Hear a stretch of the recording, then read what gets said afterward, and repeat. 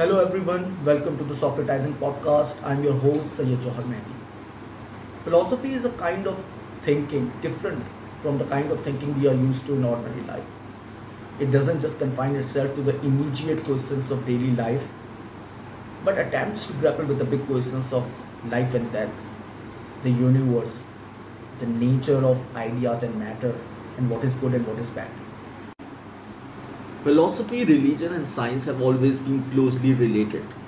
This emphasis shifts, but the point of these endeavors is the same: the importance of ideas and understanding, of making sense out of our world, and seeing our lives in some large, even cosmic perspectives.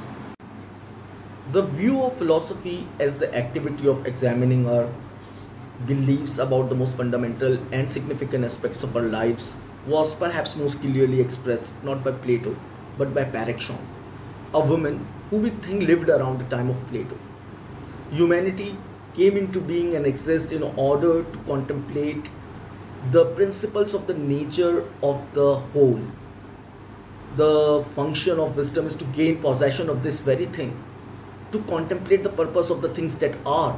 Paraxon suggests that philosophy, the search for wisdom, is ultimately a search for an understanding of why we and the universe are here. She suggests that it is a kind of understanding that goes beyond the natural sciences and mathematics. We wonder about why we are here, about who we really are, about whether God exists, why pain, sorrow, separation exist, whether science tells us all there really is to know about the universe, or intuition and feelings open us to realm of experience and reality that science cannot grasp. These are the issues ultimately of great importance to every one of us, yet they do not occupy the central place in the thought of most people. Those who stubbornly maintain that they have no philosophy are mistaken. Nature abhors vacuum. It is said, those who lack a coherently worked out philosophical standpoint will inevitably reflect the ideas and prejudices of the society or the milieu in which they live. That means, in the given context, their head will be full of the ideas they imbibe from the newspaper, television, pulpit, and the classroom, which faithfully reflect the interest and morality of the existing capitalistic society. Thousands of students, not trained in hard thinking, but starved for ideas and understanding, will retreat to the easier alternatives like philosophy of self-help, exotic religious practices, and extremist politics. Philosophy emerges as soon as men and women begin to try to explain the world without the intervention of supernatural agencies, god and goddesses, and the rest of the superstitious paraphernalia of religion that have been carried over from the most primitive times. It marks the beginning of a scientific understanding of nature and of ourselves. The minds of most men and women have been mainly absorbed in the daily struggle for existence. They are fully occupied with such mundane questions as: will I have a job next week? Will I have enough money to last until the end of the month? Will I have a roof over my head? A school for my children, and so on and so forth. Yet, human thought is capable of far greater things. The history of thought includes the history of art, beginning with the wonderful cave paintings of Lascaux and Altamira, the history of science, which has enabled us to conquer nature and reach out our hands to the stars, and also the history of philosophy with its astonishing insights. Is it really necessary for us to bother about complicated questions of science and philosophy? To such a question, two replies are possible.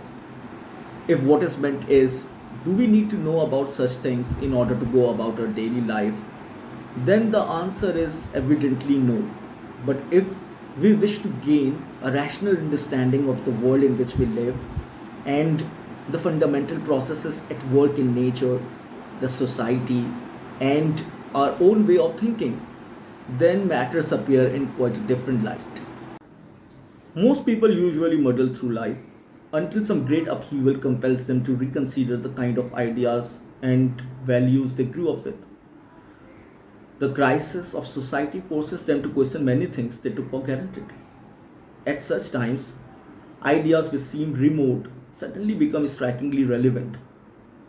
Anyone who wishes to understand life not as a meaningless series of accidents or an unthinking routine must occupy themselves with philosophy, that is, with thought at a higher level than the immediate problems of everyday existence. Only by this means do we raise ourselves to a height where we begin to fulfill our potential as conscious human beings, willing and able to take control of our own destinies. Philosophy is simply thinking hard about our lives, about what we have learned, about our place in the world. It is literally love of wisdom. It is the search for the larger picture. And this involves the demand for knowledge, the kind of knowledge that allows us to understand our lives and the world around us. And it is accordingly insistence on the importance of values, a refusal to get caught up in the details of life and simply go along with the crowd. Philosophy and wisdom define our place in the universe and gives our lives perspective and meaning. In reality, everyone has a philosophy. For a philosophy is a way of looking at the world. We all believe we know how to distinguish right from wrong, good from bad, but these are, however, very complicated issues which have occupied the attention of the greatest mind in history. When confronted with the terrible facts of existence of events like fratricidal wars in Iraq and Afghanistan, the re-emergence of mass unemployment, the civil war in Syria, most of us will confess that they do not comprehend such events and will often resort to the vague reference to human nature. Man is insane. He wouldn't know how to create a maggot, but he creates God by the dozen. Animals have no religion, and in the past it was said that this constituted the main difference between humans and brutes. But that is another way of saying that human possess consciousness in the full sense of the word. In recent years, there has been a reaction against the idea of humanity as a special and unique creation. This is undoubtedly correct, in the sense that humans developed from animals and in many important respects remains animal. Not only do we share many of our bodily functions with other animals, but the genetic difference between humans and chimpanzee is less than 2%. This is a crushing answer to the nonsense of the creationist. Recent research with bonobo apes has proven beyond doubt that the primates closest to humans are capable of a level of mental activity similar in some respect to that of a human child. That is striking proof of the kinship between humans and the highest primates. But here, the analogy begins to break down. Despite all the efforts of the scientists, captive bonobos have not been able to speak or fashion a stone tool remotely similar to the implements created by the early hominids. The 2% genetic difference between apes and humans marks a qualitative leap from animals to the humans. This was accomplished not by our creation, but by the development of the brain through manual labor.